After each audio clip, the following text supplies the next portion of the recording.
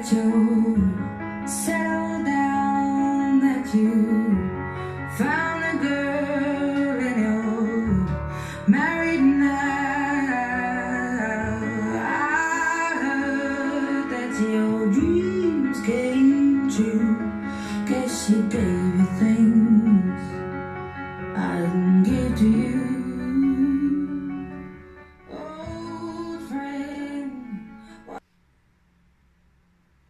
Bienvenidos mis queridos anatomistas, soy la doctora Liliana Valladares y para hoy vamos a empezar el estudio del cráneo y los pares craneales. Los huesos de la cabeza están formados por dos grupos, tenemos los huesos del cráneo y tenemos los huesos de la cara. Los huesos del cráneo están unidos a través de suturas y van a constituir toda esta porción que estoy retirando que constituye la calvaria. Una vez retirada la calvaria, es posible visualizar la base interna del cráneo. Esta base interna ha sido dividida para fines de aprendizaje en tres fosas. Una fosa anterior, una fosa media y una fosa posterior. Cada una de ellas va a tener límites anteriores y posteriores respectivamente.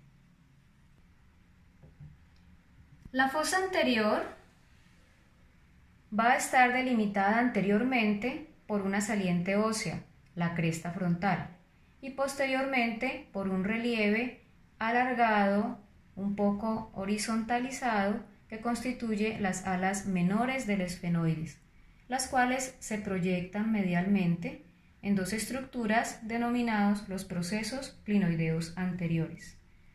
Hacia la cresta frontal, posterior a ella, tenemos un agujero que es el foramen ciego y posteriormente otra elevación muy notoria que constituye la cresta de gallo.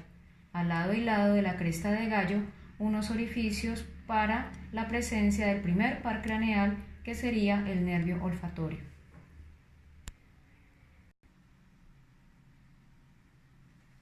A continuación, la fosa craneal posterior, que está limitada por su límite anterior, que constituiría el ala menor del esfenoides a cada lado, y su límite posterior correspondería a esta estructura un poco elevada y tosca conocida como la porción petrosa del temporal.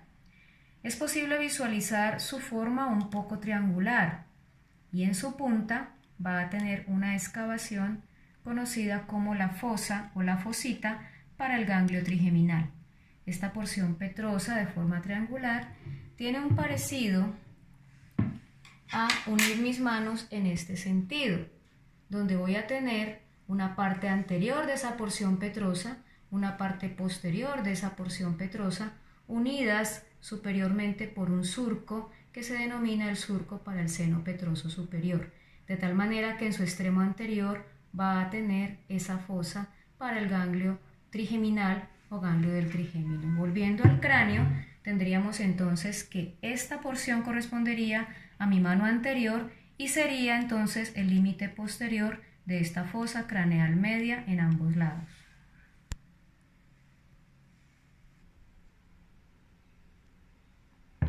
Los pares craneales que tienen que ver con la fosa media va a ser el tercer par, conocido como el oculomotor, el cuarto par, conocido como el troclear, el quinto par, que es el nervio del trigémino, y el sexto par, que es el nervio abducente.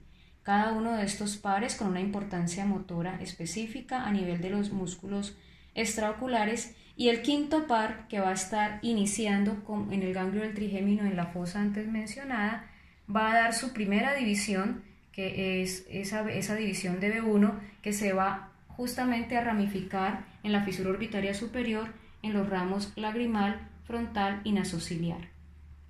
Inferiormente a esta fisura orbitaria superior, por donde transcurren los nervios mencionados, tenemos este otro foramen, que es el foramen rotundo, por donde pasaría la segunda división del trigémino, que sería el nervio maxilar, y un poco más inferior y lateral este otro orificio para el nervio B3 o división B3, que correspondería al ramo mandibular del trigémino.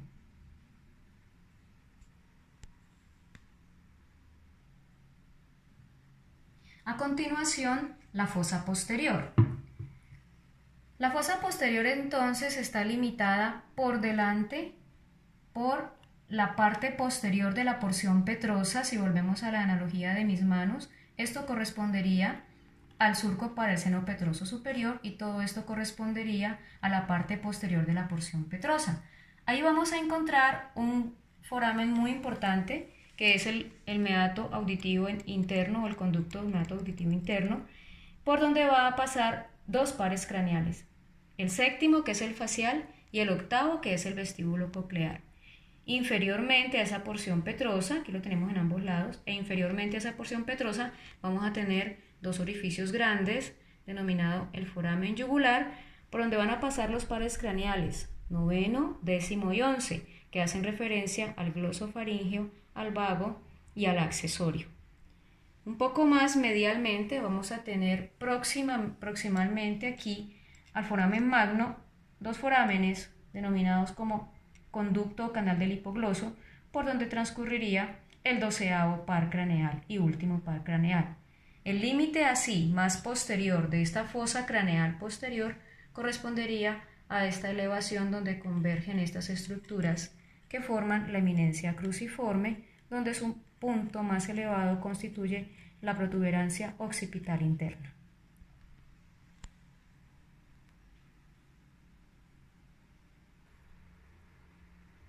Mis queridos anatomistas, hasta una próxima oportunidad.